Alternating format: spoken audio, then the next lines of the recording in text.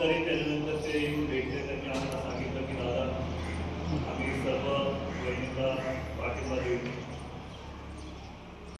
आपले गावकरी त्यांच्या घरी घेतले.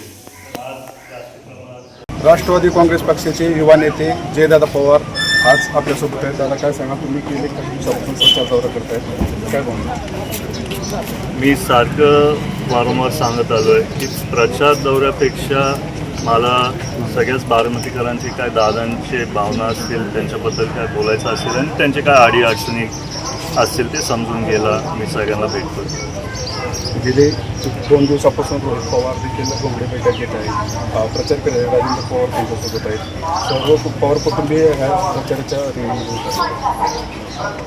जर ते प्रचार करत आहेत ते चांगलंच आहे. आमचं तसं काय स्वतः एकमेकांबरोबर बोलणं झालं नाही.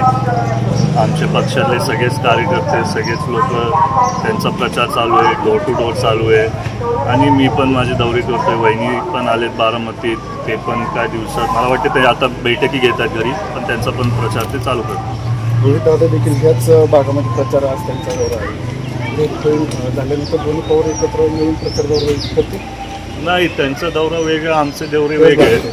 तर तो त्यांचा दौरा जसे करत असेल त्यांनी करावा आणि आम्ही आमचे दौरे 21 तारखेपर्यंत आम्ही आमचे दौरे आखत. त्याच्यामुळे आम्ही जसा आमचा प्रचार चालू ठेवतो आहे तसंच ठेवणार आहे. येणाऱ्या काळामध्ये दोन्ही पवार एकत्र होण्याची त्याच्याबद्दल मी आता तरी काय बोलू नाही शकत. मी आधी पण सांगितलं की पक्षातले वरिष्ठ नेते हा निर्णय घेतील आणि जर भविष्यात काय तसं असेल तर तेव्हा आपण समोर जाऊ. आता त्याच्याबद्दल मी काय बोलणं मला योग्य वाटत नाही.